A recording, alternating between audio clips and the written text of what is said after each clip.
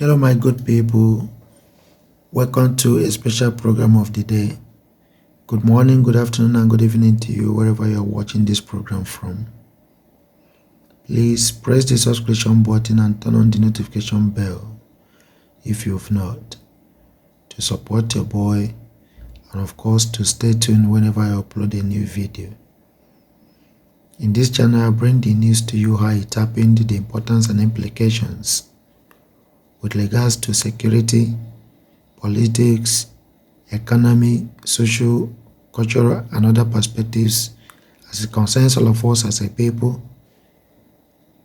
in the British contraption, and particularly in the Old Eastern region. So, there is a video I would like you to watch. But before then, I would like to share some thoughts, an important insight over all these things, related to security implications in Nigeria. So around 2018, when the fight for Biafra or the quest for Biafra freedom intensified, a lot of security issues started emanating then. There was something I discussed with somebody, a group of people actually, and I am the only die-hard Biafran within them. They are all Biafrans, but the fact is that they love more their business and money more than the concerns for Biafra. According to them, they said until the armed struggle starts, that they will not find time to, leave what they are doing and continuously talk. I was trying to tell them that there are mistakes of 1960s that I wouldn't like to repeat itself. Because if it does, it simply means that being the most intelligent people in Nigeria and mostly every country you should go to now, you will find that one of the smart business personalities, smart intellectuals, smart, people that has their origin in Nigeria, in that country, are mostly Easterners. So I was trying to tell them that if for any reason that armed struggle should stand around that 2018, that simply means that we've learned nothing, that we still have to do a lot to update our people on the need to support this freedom. That is on the basic, campaign. On the global campaign, the offensive diplomacy launched by our leader and consistently being pushed all over the globe needs to yield maximum result, at least not 65%, because this time around we are not going back. And that was what I'm just narrating exactly what I was telling them. That we don't need 65% of global support. We need maximally 75 to 80% of global support. And the only way to actualize it is to destabilize the structural or packaged history. Let me use that terminology. To destabilize the packaged history being sold to the world on daily basis by the northern oligarchy that occupied, or the British handed over the structure of Nigeria to. So that if this is not done, there is no ground, let me put it like that, will the world see what is happening in Nigeria, or even know that aside Nigeria Civil War, Biafra Civil War of 1967 to 70s, you know, that anything or history related to it, or even the same occurrences are still in place, that they need to travel to see exactly what I'm talking about. Myself, currently, I am in Germany, and I know what I'm saying. Do you know, before I continue, I would like you to digest this question. Do you know that a lot of white people, the people you believe that you are seeking their support, or that they are the ones supporting the one Nigeria perspective, or either dream of the United Kingdom, that is Britain. Do you know that their citizens don't know that a place called Nigeria, okay, let's say about 40% don't know that a place called Nigeria exists. About let's say about 60 to 70% don't know that there are countries like Cameroon, there are countries like, you know, Ghana, all these small countries. So the reason why I say 40% in the case of Nigeria is because Nigeria is a very actually powerful country in West Africa, and they are known all over the world because of the history attached, and also the level of migration from Nigeria to all this world. I am trying to open your eyes a bit, maybe if you've not traveled, or if you are in doubt, if you've traveled and you are outside Nigeria, do yourself a favor.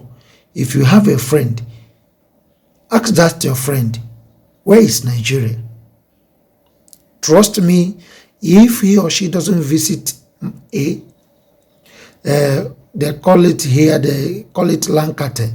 If the person doesn't visit a map, trust me, the person will not be able to give you an answer. It is a fact. So now,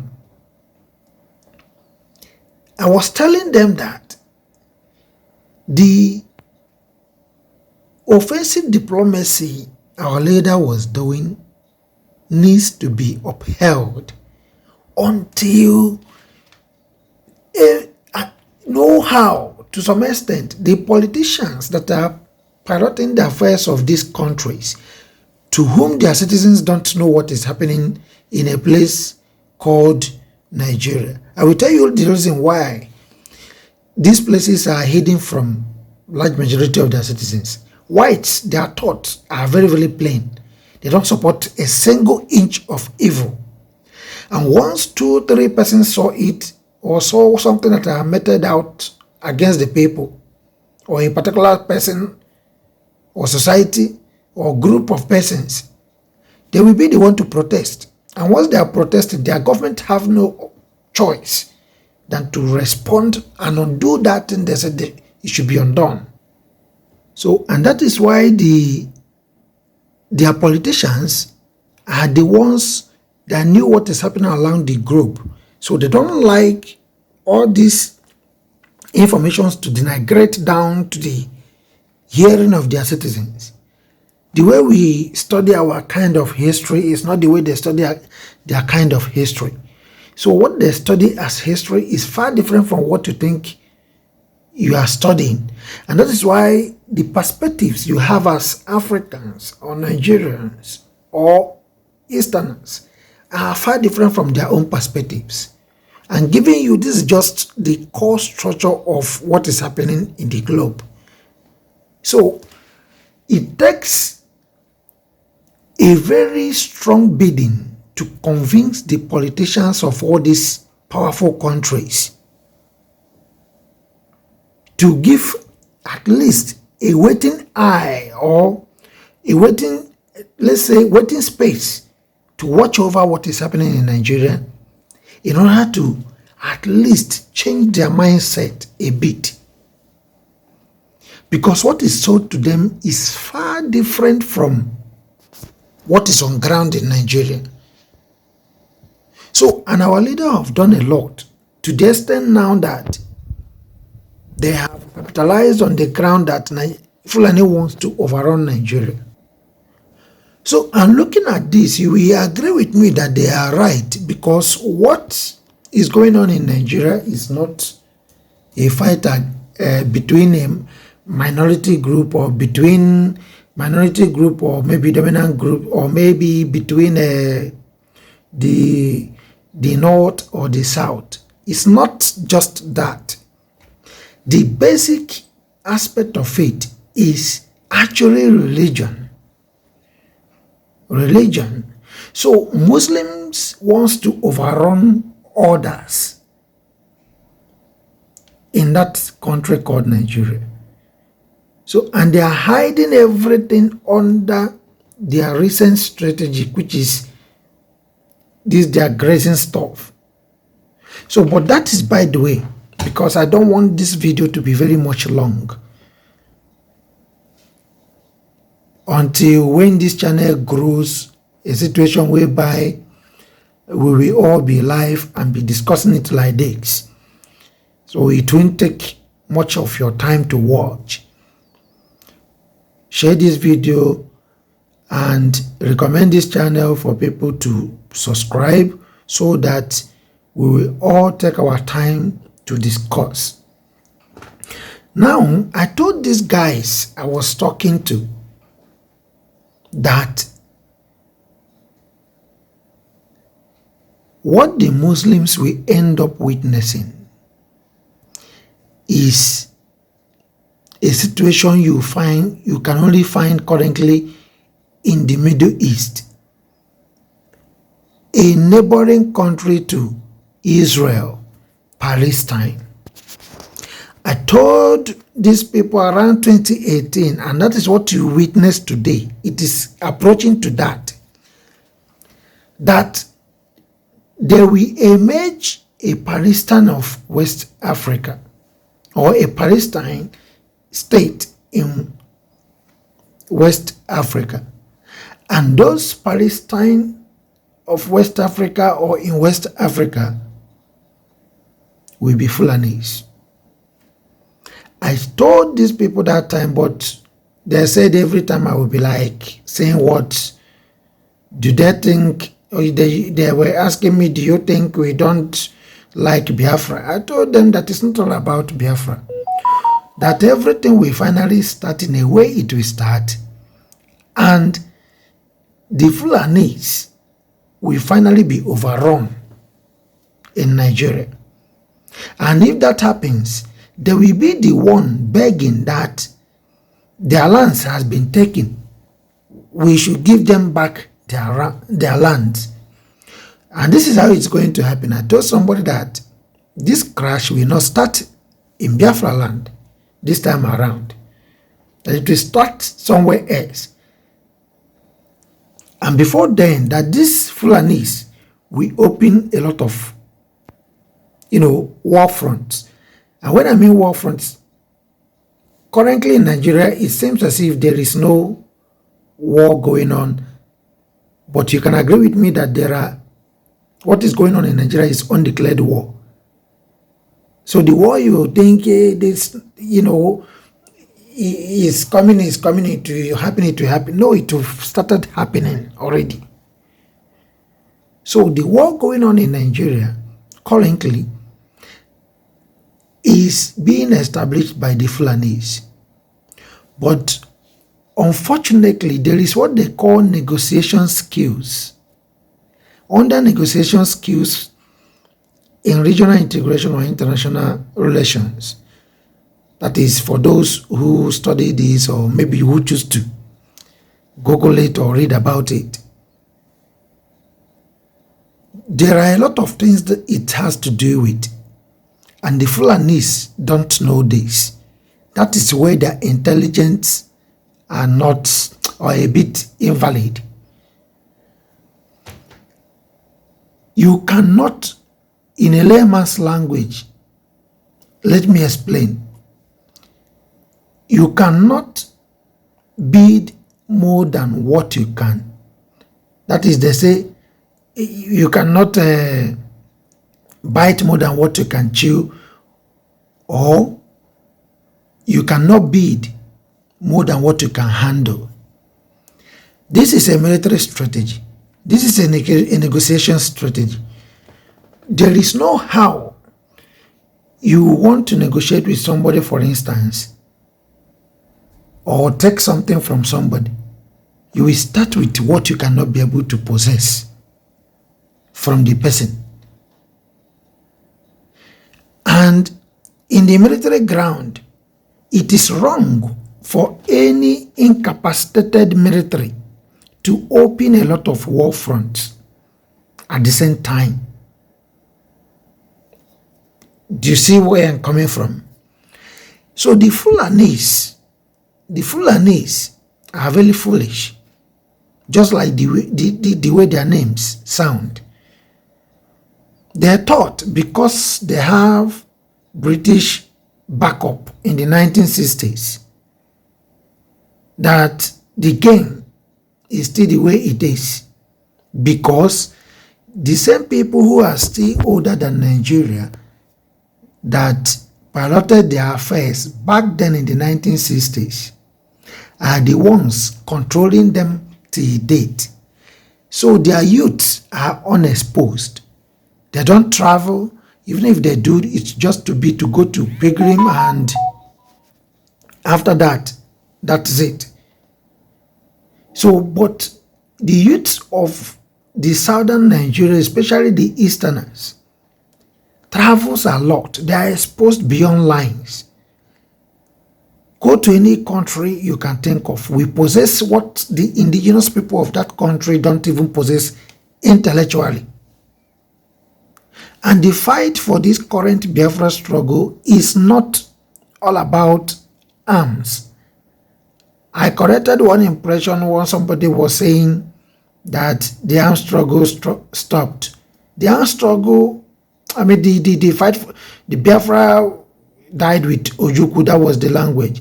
I told the person that the Biafra never died with Ojukwu. What stopped was the armed struggle. This time around, the intellectual struggle is too massive for Nigeria to carry, because they breeded the lion, the original lion in Eastern region, and that is the people fighting the fight this time around. So that these people still believe, what is it called, the Fulanis, they still believe in what they say in international relations as might is right. That is what they call as Ike Dinobi in Igbo. You know, the power in the mind. Just like we believe currently in Igbo land, if you don't have money, that you are nobody. Before, with money or not, so long as you are physically powerful, you rules the community, you overruns everybody. But currently, somebody with money is more powerful than, 1,000,001 strong men. And that's a fact. So we have switched away from our political saboteurs and the elders of 1960. They are no longer the ones operating in our mind and sense or senses. So, but the case is different in the north. Unfortunately, they are still using the same strategy of 1960, opening a lot of war front, thinking that they can intimidate everybody. Thank God for Mazi Nnamdi Kanu, who emerged from nowhere and waking up the spirit in us, because we possess it, but maybe are afraid to use it, or thinking there is a better time than now. So Mazi Nnamdi Kanu made us to understand that the time is now. There is no extra time. That is his preaching. That is his message. In case anybody don't understand it. If anybody asks you, what does he talks about at all times? Tell him that the conclusion of Mazi Nnamdi Kanu's messages for over the years is that The time for Biafra independence and dissolution of Nigeria is now, and not that time. So, and this is how it's going to happen on these very people, Fulanese. They have continuously opened a lot of war fronts. And our leader, Mazi Nnamdi Kanu, have succeeded in winning the minds of all indigenous people in Nigeria, including the Hausas. So, do you see the level of rejection? Not by verbal before, it is verbal statements.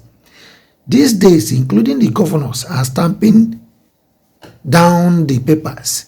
The same thing is going to be applicable in the governors to the governors of Southeast. They will succumb, trust me. So the Fulanis are in danger, in a big time danger as it stands now, because they will also be foolishly think that they can intimidate everybody. As foolish as they are, they will pick up arms against the South. Trust me. You will see it happen. They will pick up arms against the East, pick up arms against the West, pick up arms against the South, pick up arms against the Middle Belt at the same time. And Nigeria doesn't have that military capacity to fight all these people at the same time. Who are the people in the army? Let's assume that, yes, the North are more in number, the Nigerian army, or accepted. Then, how many are they? How many are these people that are opening war fronts in their zones? Nobody wants them to overrun them any longer. And now, when it will intensify, trust me, this war will not start on Biafra land and it will not be fought in Biafra land. I keep saying it, and I'm convinced it will not happen. Forget about this constant intimidation the military are doing. It will stop and it will switch, because by the time these zones, because I know for sure, Fulanis must pick up their arms against the indigenous people of these areas I made mention of. And they will kick back to them. You will find out at the end, Fulanis will lose their territories because they never knew that acquisition by war is still valid. So they will lose their territories to all these people they are tormenting currently. And on the process of trying to recover those territories, they will remain conquered people because they will consistently behave like Palestinians by firing in arms or picking up offenses at any point at the borders of all this place. It will, that is, the entire Fulani land will remain under conflict the eternity, because any territory possessed from them will not be given back to them by all these people. That is all these indigenous people that they are tormenting. It will happen and you will see it. To the extent they will be begging that they are now ready to accept their own independence, the world will not listen to them, because nobody will give back their territory to them. I will leave this program at this point because it's becoming too long than I expected. Subscribe to this channel and turn on the notification button. Recommend it for people to subscribe so that we'll be able to constantly do our live program where everybody will come in and share their views. So watch the video of what was happening in Abuja while the army is there in the east trying to intimidate people in Orlu. If not that the ESN resisted them. So while that was going on, this was happening. This particular video you're about to watch was happening in Abuja. Take a look. Somebody